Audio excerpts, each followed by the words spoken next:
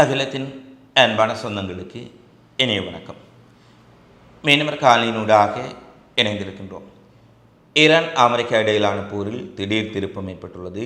Iran America இரண்டு தரப்புகளுமே 14 நாட்கள் போர் நிறுத்தம் செய்து கொள்வதான அறிவிப்புகள் தற்போது வெளியாக இருக்கின்றன. நேற்றைய தினம் ட்ரம்ப் ஈரானுக்கு கெடு விதித்த சூழ்நிலையில் திடீரென இந்த மாற்றம் நிகழ்வதற்கு என்ன காரணம்? இந்த போர் நிறுத்த முன்மொழிவுகள் சமர்ப்பிக்கப்பட்டிருக்கும் சூழ்நிலையில் இதில் யார் உண்மையில் வெற்றி பெற்றிருக்கின்றார்கள்? இது சார்ந்து வெளியாக இருக்கக்கூடிய பிந்திய மிக முக்கியமான சம்பவங்களை இந்த காணொலியில் பார்க்கலாம். நேற்றைய தினம் ஒரு அறிவிப்பை நேற்று மாலை அமெரிக்க ஜனாதிபதி டொனால்ட் ட்ரம்ப் விடுத்திருந்தார். ஈரானின் ஒட்டுமொத்த நாகரிகமே அழியப் போகின்றது, அவர்கள் மீண்டெழ முடியாதவாறு தான் முழுமையாக அளிக்கப் போவதாக ஒரு ட்விட்டர் பதிவிட்டிருந்தார். எனவே இவ்வாறான பைத்தியக்காரத்தனமான செயல் ஏதாவது ட்ரம்ப் செய்ய போகின்றாரா? ஈரான் மீது அணு ஆயுத தாக்குதல் நடத்தப்படலாமா என்ற ஒரு சந்தேகம், கவலை உலகம் முழுவதும் வியாபித்திருந்தது. உண்மையில் பல நாடுகளில் இருக்கக்கூடிய மக்கள் கூட ஒருவேளை ட்ரம்ப் ஏதாவது முட்டாள்தனமான செயற்பாடுகளை ஈரான் மீது நடத்துவதற்கான வாய்ப்புகள் இருக்கின்றதா என்ற சந்தேகங்கள் நேற்றைய தினம் மக்களை மட்டுமல்ல ஊடகங்களையும் ஆக்கிரமித்திருந்தது. அது மட்டுமல்ல, ஈரானுடைய பாலங்கள், அணுமின் உலை, அணு நிலையங்களை தகர்ப்பதற்கு அமெரிக்காவும் இஸ்ரேலும் முழுமையாக தயார் நிலையில் இருந்த சூழ்நிலையில் ஈரான் மக்கள் செய்த ஒரு செயற்பாடு மிகப்பெரிய அதிர்ச்சி ஏற்படுத்தியிருந்தது. அது அமெரிக்காவுக்கு மட்டுமல்ல, அதை பார்த்து கொண்டிருக்கக்கூடிய எங்களுக்குமே ஒரு மிகப்பெரிய அதிர்ச்சி. அமெரிக்கா எந்த பாலங்களையும் எந்த மின் நிலையங்களையும் எந்த அணு உலைகளையும் தாக்கி அழிக்கப் போவதாக கூறினார்களோ அந்த பாலங்களின் மீது, அந்த அணு உலைகளின் மீது, அந்த மின் உற்பத்தி நிலையங்களின் முன்பாக அந்த பாலங்களின் மீது ஏறி ஈரானிய கொடிகளுடன் லட்சக்கணக்கான ஈரானியர்கள் ஒன்று திரண்டு தங்களுடைய எதிர்ப்பை பதிவிட்டிருந்தார்கள். எந்த நேரத்திலும் அந்த பகுதிகள் மீது குண்டு வீசப்படலாம் என தெரிந்திருந்தும் எதிரே நிற்பவர்கள் குழந்தைகள், பெண்கள் என அனைத்து தரப்பினரையும் கொல்லக்கூடிய ஒரு இராணுவத்துடன், இஸ்ரேல் அமெரிக்க இராணுவத்துடன் தான் தாங்கள் மோதுகின்றோம் என தெரிந்திருந்தும் அந்த மக்கள் இறந்தாலும் ஒன்றாக இறப்போம், வாழ்ந்தாலும் ஒன்றாக வாழ்வோம் என்பதைப் போல ஈரானிய கொடிகளை கைகளிலே தாங்கி அந்த பாலங்களில் நிற்கக்கூடிய காட்சிகள் உண்மையிலேயே பார்ப்பதற்கு ஒரு புல்லரிப்பாக இருந்தது. ஒருவேளை அமெரிக்கா, இஸ்ரேல் இந்த மக்கள் இருக்கும்போதே தாக்கி விடுவார்களா, தாக்கினால் மிகப்பெரிய உயிரிழப்புகள் ஏற்படலாமே என்று ஒரு பதைபதைப்பு ஏற்பட்ட அதே சூழ்நிலையில் தாங்கள் கொல்லப்பட்டாலும் பரவாயில்லை, தங்கள் நாட்டை பாதுகாப்போம் என குண்டுகளுக்கு நேரே நெஞ்சை காட்டி நிற்கக்கூடிய வீரம் நிறைந்த ஈரானிய மக்களை பார்க்கும் பொழுது மிகப்பெரிய ஒரு ஆச்சரியமாக இருந்தது. ஏனெனில் எந்த நேரத்திலும் குண்டுகள் வீசப்போகின்றோம் என அமெரிக்கா அறிவித்துக் கொண்டிருக்கின்றார்கள். இஸ்ரேல் மறுபுறத்தில் போயிருந்த நிலையங்கள், போயிருந்த பாலங்களை இலக்கு வைத்து குண்டு வீசுகின்றார்கள். அப்படியான ஒரு சூழ்நிலையில் எந்த நாடாக இருந்தாலும் பங்கர்களுக்குள் சென்று அல்லது தங்களுடைய பாதுகாப்பை தேடி பதுங்கி விடுவார்கள். இஸ்ரேலுக்குள் பாருங்கள், சைரன்கள் ஒலிப்பதற்கு முன்பாகவே அவர்கள் பங்கர்களுக்குள் சென்று பதுங்கி விடுகின்றார்கள். எங்கோ சைரன் ஒலிக்கப்பட்டு ட்ரோன் தாக்குதல் நடக்கும் பொழுது 50 கிலோமீட்டருக்கு மறுபுறத்தில் இருப்பவர்கள் பதுங்குகுழி அறைகளுக்குள் பதுங்கி இருக்கின்றார்கள்.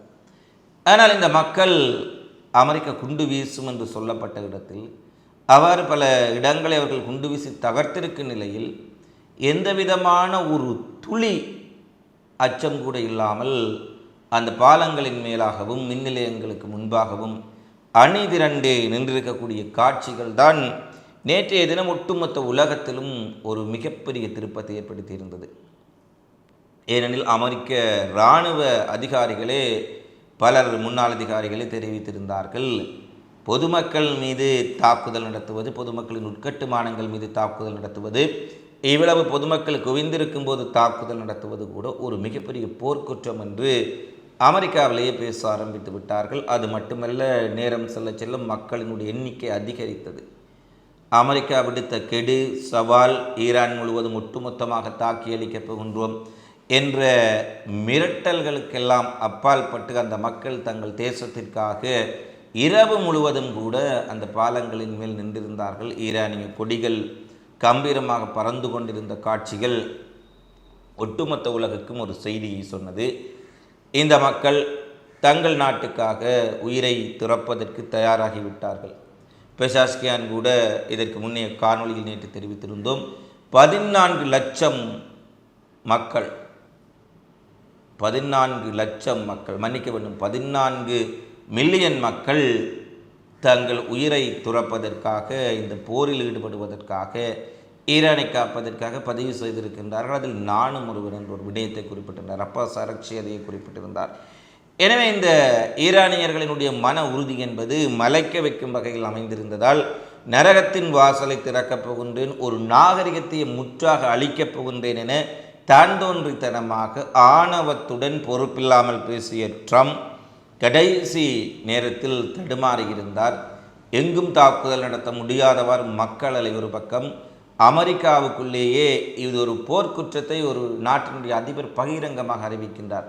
மின் நிலையங்களை தகர்ப்பேன், பாலங்களை தகர்ப்பேன், மக்கள் கட்டுமானங்களை தகர்ப்பேன் என்று பேசுகின்றார். இவர் ஒரு முட்டாள்தனமான பேச்சை பேசுகின்றார் என்று அமெரிக்காவுக்குள்ளேயே மிகப்பெரிய அளவில் கருத்துக்களை அங்கிருக்கக்கூடிய முக்கிய தலைவர்கள், செனட்டர்கள் வெளியிட ஆரம்பித்தார்கள்.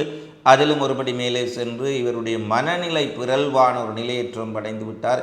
எனவே ஒரு உடல்நிலையும் மனநிலையும் சரியான முறையில் இல்லாத ஒரு மனிதன் நாட்டை ஆளுவதற்கு தகுதியில்லை.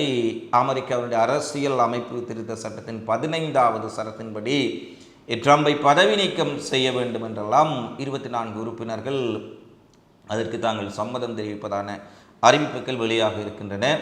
அடுத்து ஒரு புறத்திலே ஈரான் அமெரிக்காவின் நிபந்தனைகளை ஒருபோதும் ஏற்றுக்கொள்ள முடியாது, எங்களை மிரட்டி கெடு விதித்து யாரும் அடிபணிய வைக்க முடியாது, என்ன நடந்தாலும் பரவாயில்லை எதிர்த்து நிற்கப் போகின்றோம் என்று ஈரான் கூறியது மட்டுமல்ல, இஸ்ரேல் மீது இதுவரை இல்லாத ஒரு ஏவுகணை தாக்குதலை நேற்றைய தினம் நடத்தியிருந்தார்கள். அதாவது இரட்டை லோஞ்சர்கள் என்று சொல்லக்கூடிய 2 முனை ஏவுகணை செலுத்திகளை பயன்படுத்தி ஒரே நேரத்தில் டெல் அவீவ், கைஃபா பல்வேறுபட்ட பகுதிகளை இஸ்ரேலை துவம்சம் செய்தார்கள். இதுவரை இல்லாத அளவு தாக்குதல் இஸ்ரேலுக்குள் நேற்றைய தினம் இரவு நடத்தப்பட்டது. ஏற்கனவே பயன்படுத்தாத பல ஏவுகணைகள் களமிறக்குவதற்காக தயார் செய்யப்பட்டன. லட்சக்கணக்கான மக்கள் ரிசர்வ் வீரர்களுக்கு போருக்கான அறிவிப்பு கொடுக்கப்பட்டது. பாலங்கள், மின் நிலையங்களை பாதுகாப்பதற்காக மக்கள் அணிதிரண்டு வந்தார்கள். எந்த ஒரு சூழ்நிலையிலும் நாம் பின்வாங்கப் போவதில்லை, வாழ்வோ மரணமோ இந்த அமெரிக்க ஏகாதிபத்தியம் எங்களை அடிமைப்படுத்துவதற்கோ அல்லது அவர்களுடைய கெடுவுக்கு அடிபணிந்து நாங்கள் சரணடைவதற்கோ இடம் கிடையாது எனவும் திட்டவட்டமாக ஈரான் தெரிவித்திருந்தார்கள். நேரம் கடந்து கொண்டு சென்றது. அனைவருக்கும் ஒரு அதிர்ச்சி. உண்மையிலேயே ஈரான் மக்கள் வீரம் நிறைந்த தியாகம், தங்கள் உயிரை தியாகம் செய்வதற்கு தயாரான மக்கள் என்பதில் யாருக்கும் எந்த மாற்று கருத்துமில்லை. எவ்வளவுதான் விமர்சனங்கள் இருந்தாலும், அமெரிக்காவினுடைய அடிமைகள் அவர்கள் குறித்து எவ்வளவுதான் பேசினாலும், தங்கள் தேசத்திற்கு ஒன்றென்றால் அனைவரும் தங்கள் உயிரை கொடுப்பதற்காக வீதிக்கிறங்கி வந்திருந்தார்கள் என்பதைத்தான் இந்த உலகம் நேற்றைய தினம் இரவில் பார்த்தது. அப்படியான ஒரு சூழ்நிலையில் தான் பிரான்ஸ், கனடா போன்ற நாடுகள் மிக கடுமையாக ஒரு போர்க்குற்றத்தை அமெரிக்கா செய்ய போகின்றதா, பொதுமக்கள் கட்டுமானங்களையும் பொதுமக்களையும் இலக்கு வைத்து அழிப்பு நடவடிக்கை எல்லாம் ஒரு அப்பட்டமான போர்க்குற்றம் என பிரான்ஸ், கனடா போன்ற நாடுகள் நேரடியாகவே மிகப்பெரிய அளவில் இதற்கு கண்டனம் வெளியிட்டிருந்தார்கள். அதேபோல் கர்மூஸ் ஜலச்சந்தியை பலவந்தமாக திறக்கும் அமெரிக்காவினுடைய பஹ்ரைன், அமெரிக்கா போன்ற நாடுகளினுடைய கூட்டு திட்டத்தையும் சீனா, ரஷ்யா தங்களுடைய வீட்டோ மூலம் தோற்கடித்திருந்தார்கள். எனவே என்ன நடக்கும் என்று, காலைக்குள் என்ன செய்தி வரப்போகின்றது என்ற அச்சம் அனைவருக்கும் எழுந்த சூழ்நிலையில் அமெரிக்காவுக்குள்ளேயே கடும் எதிர்ப்பு, சற்றும் பின்வாங்காத ஈரானியர்களுடைய மன உறுதி, இஸ்ரேல் மீதான மிக கடுமையான தாக்குதல்கள், ஈரானின் உட்கட்டுமானங்களை அளித்தால் அத்தனை அரபுலக அமெரிக்க நட்பு நாடுகள், அமெரிக்க தளங்கள் அமைந்திருக்கக்கூடிய அத்தனை அரபுலக நாடுகளையும் துவம்சம் செய்வதற்கு தயாரான ஈரானினுடைய நிலைப்பாடு எல்லாம் அமெரிக்காவை பின்வாங்க வைத்திருக்கின்றது. பாகிஸ்தான் மிகப்பெரிய அளவில் இந்த போர் நிறுத்தத்தை கொண்டு வருவதற்கு முயற்சி செய்திருந்தார்கள். அவர்கள் ஈரானிலும் மறுபடியும் அமெரிக்காவுக்கும் மிகப்பெரிய அளவில் செய்திகளை பரிமாறிக்கொண்டிருந்தார்கள். இவ்வளவுதான் இந்த பாகிஸ்தானின் சமாதான பேச்சுக்கள், முயற்சிகள் குறித்து பலர் கிண்டலாக பதிவு செய்திருந்தார்கள். பாகிஸ்தானால் முடியுமா, பாகிஸ்தானினுடைய நடவடிக்கைகள் வெற்றி பெறப் போவதில்லை என்றெல்லாம் பல ஊகங்கள் வெளிப்படுத்தப்பட்டிருந்தன. ஆனால் இதில் பாகிஸ்தானினுடைய நிலைப்பாட்டை நிச்சயமாக பாராட்டியாக வேண்டும். அவர்கள் இறுதி வரை மிக கடுமையான முயற்சி செய்திருந்தார்கள். இறுதியாக 2 தரப்புமே 14 நாட்கள் போரை நிறுத்த சம்மதித்திருக்கிறார்கள். இது நிச்சயமாக ஒரு மகிழ்ச்சிக்குரிய விடயம். ஏனெனில் எவ்வளவுதான் வீராவசமான வசனங்களையும் வீராப்புக்களையும் இரண்டு தரப்புகளும் பேசினாலும் யுத்தத்தினுடைய வலி என்பது மிகவும் கொடூரமானது. லட்சக்கணக்கான மக்கள் உயிர்களை இழந்து அவயவங்களை இழந்து அவர்கள் தங்களுடைய சொத்துக்கள், வீடுகள், வாழ்விடங்கள் எல்லாம் தரைமட்டமாக்கப்பட்டு தினமும் குண்டு சத்தத்திலும் நச்சு புகையிலும் கந்தகம் கலந்த காற்றையும் சுவாசித்து வாழ்வது என்பது மிகப்பெரிய ஒரு வேதனை. அதிலும் சிறிய குழந்தைகள் அங்கு பார்க்கின்ற பொழுது தங்கள் தந்தைகள் போருக்கு செல்கின்ற பொழுது, இது ஈரான் இராணுவமாக இருக்கலாம், ஏனைய இராணுவமாக இருக்கலாம், அவர்களுடைய குடும்பத்தினர் செல்லக்கூடிய காட்சிகள் எல்லாம் இந்த போர் என்பது மிக கொடூரமானது என்பதை தெளிவுபடுத்தி இருந்தது. அமெரிக்காவில் உயிரிழப்பவர்கள் கூட ட்ரம்பும் நெதன்யாகுவும் அவர்களுடைய கூட்டாளிகளும் உயிரிழப்பதில்லை. அப்பாவி அமெரிக்கர்களினுடைய குழந்தைகளை உயிரிழக்கின்றார்கள் என்பதையும் அங்கு நினைவில் கொள்ள வேண்டும். இப்படியான ஒரு சூழ்நிலையில்தான் இந்த போர் நிறுத்த அறிவிப்பு ஒரு மகிழ்ச்சிக்குரியது என்பதில் எந்த மாற்று கருத்தும் இல்லை. ஆனால் இந்த சியோனிச கும்பலும் அமெரிக்காவும் இதை உறுதியுடன் கடைப்பிடிப்பார்களா என்பது ஒரு மிகப்பெரிய கேள்வி. ஏனெனில் அவர்கள் பல தடவை போர் நிறுத்தம் என்று சொல்லி முதுகில் குத்தி இருக்கின்றார்கள். அதனால் இந்த போர் நிறுத்தம் தொடர்பில் ஈரான் மிகுந்த ஒரு விழிப்புடன் இருக்க வேண்டியது அவசியமாக இருக்கின்றது. எனவே இந்த போர் நிறுத்தத்தை எடுத்து கார்முஸ் நீரிணை தொடர்ச்சியாக ஈரானின் கட்டுப்பாட்டில் இருக்கும் என்ற விடயம் தெளிவுபடுத்தப்பட்டுள்ளது. கார்முஸ் நீரிணையை திறக்க இன்றைய தினம் தாக்குதல்கள் முழுமையாக நிறுத்தப்பட்டவுடன் தாங்கள் திறக்கலாம் என்ற ஒரு அறிவிப்பை ஈரான் விடுத்திருக்கின்றார்கள். இது உலக மக்களுக்கு ஒரு நல்ல செய்தி. கச்சா எண்ணெயினுடைய விலைகள் குறைவடைவதற்கான வாய்ப்புகள் ஏற்பட்டிருக்கின்றது. உடனடியாக சில டாலர்கள் குறைந்தும் இருக்கின்றது. இயல்பாக கச்சா எண்ணெய், எரிவாயு, எரிபொருட்களின் விலைகளினுடைய பரிமாற்றம் சீராகக்கூடிய ஒரு வாய்ப்பு. கார்முஸ் நீரிணையை 2 வாரத்துக்கு திறக்கக்கூடிய ஒப்புதல் அளிக்கப்பட்ட பின்னர் கச்சா எண்ணெயின் விலை தற்போது குறைந்திருப்பதான ஒரு செய்தியையும் பார்க்கக்கூடியதாக இருக்கின்றது. இடைக்கால போர் நிறுத்தத்திற்கு ஏற்பாடு செய்த பாக் பிரதமருக்கு அமெரிக்கா, ஈரான் நன்றி கூறியிருக்கின்றார்கள். வரும் 10ஆம் தேதி இஸ்லாமாபாத்தில் நிரந்தர போர் நிறுத்தம் குறித்த பேச்சுவார்த்தை இடம்பெறும் என அறிவிக்கப்பட்டிருக்கின்றது. போர் நிறுத்தம் குறித்து பேசுவதற்கு அமெரிக்கா, இஸ்ரேல் மற்றும் ஈரானை இஸ்லாமாபாத்திற்கு பாகிஸ்தான் அழைத்துள்ளது. இடைக்கால போர் நிறுத்தத்தால் மேற்காசியாவில் பதற்றம் தணிந்திருப்பதால் பல நாடுகள் நிம்மதி பெருமூச்சு விட்டிருப்பதாக ஊடகங்கள் செய்தி வெளியிட்டிருக்கின்றார்கள்.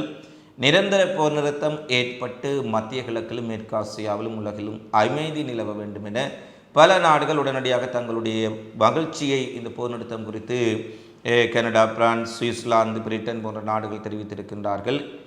ஈரான் மீதான தாக்குதல் ஓய்ந்தாலும் கூட ஹிஸ்புல்லாக்கள் மீது லெபனானில் தாக்குதல்கள் இஸ்ரேல் தொடர்ச்சியாக செய்து கொண்டிருப்பதான செய்திகள் தற்போது வெளியாக இருக்கின்றன. எனவே இந்த இஸ்ரேல் குறித்து மிகவும் விழிப்புடன் இருக்க வேண்டும். ஏதாவது ஒரு முனையில் சண்டை செய்வதனூடாக தன்னுடைய அரசியலை நடத்துவதற்கு நெதன்யாகு என்ற குள்ளநெறி முயற்சி செய்யக்கூடும். எனவே ஈரான் மீது தாக்குதல் ஓய்ந்தாலும் லெபனானில் ஹிஸ்புல்லாக்களுக்கு எதிரான தாக்குதல் நடைபெற்றுக் கொண்டிருப்பதாக இஸ்ரேல் அறிவித்திருக்கின்றது. ஹார்மஸ் நீரிணையின் கட்டுப்பாடு தொடர்ச்சியாக ஈரானின் வசமே இருக்கும். ஈரான், ஓமன் இணைந்து அதில் சுங்க கட்டணம் ஒன்றை விதிப்பது தொடர்பில் அவர்கள் ஆலோசனை நடத்தி வருவதாகவும், போரினால் ஏற்பட்ட சேதங்களை மீள சரி செய்வதற்கு ஈரான் இந்த தொகையை பயன்படுத்தலாம் என்ற செய்திகளும் வெளியாக இருக்கின்றன. ஈரான் வெளிவிவகார அமைச்சர் அப்பாஸ் அரக்ஷியும் ஹார்மஸ் நீரிணை திறக்கப்படும் விடயத்தை உறுதிப்படுத்தி இருக்கின்றார். ஆனால் எதிரிகள் ஏதாவது போர் நிறுத்தத்திற்கு மாறான விடயங்களை செய்வாராக இருந்தால் அடுத்த நொடியிலேயே ஹார்மஸ் ஜலச்சந்தியை நாங்கள் மூடிவிடுவோம் என்ற எச்சரிக்கையையும் ஈரான் விடுத்திருக்கின்றார்கள். இந்த போர் நிறுத்தம் தற்போது அமுல்படுத்தப்பட்டிருப்பதாக செய்திகள் வந்த பின்னணியில் இந்த போர் நிறுத்தம் வருவதற்கு முன்பு நேற்றைய இரவில் என்ன விடயங்கள் எல்லாம் நடைபெற்றிருக்கின்றது, அமெரிக்கா இவ்வளவு வேகமாக இந்த போர் நிறுத்தத்திற்கு வருவதற்கு பின்னால் நடந்த பல்வேறுபட்ட சம்பவங்கள் குறித்து அடுத்த காணொளியில் விரிவாக பேசுவோம். எது அப்படியாக இருப்பினும் போர் தற்காலிகமாக முடிவுக்கு வந்திருக்கின்றது. நேற்றைய இரவு உண்மையிலேயே ஒரு கரதியான இரவாக இருந்தது. எவ்வளவுதான் ஈரான் படைகளும் ஈரான் மக்களும் துணிச்சல் மிக்க மக்களாக அவர்கள் இந்த ஒட்டுமொத்த வல்லாதிக்கத்தையும் எதிர்த்து நின்றிருந்தாலும் கூட ஏதாவது ஒரு மிலேச்சத்தனமான தாக்குதல்கள் நடத்தப்பட்டு மிகப்பெரிய பேரழிவுகள் ஏற்படுமா என்ற அச்சம் எங்களையும் இரவு முழுவதும் சூழ்ந்திருந்தது. இதை பார்த்து கொண்டிருக்கக்கூடிய நண்பர்களும் அதே நிலையில் இருந்திருப்பார்கள்.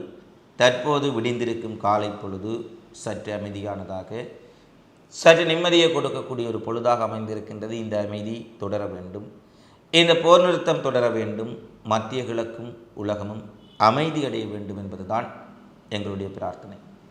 இந்த காணொளி தொடர்பிலான உங்களது மதிப்புமிக்க கருத்துக்களை தவறாமல் கமெண்ட்ஸில் பதிவிடுங்கள். மீண்டும் அடுத்த காணொளியில் சந்திப்போம். நன்றி, வணக்கம்.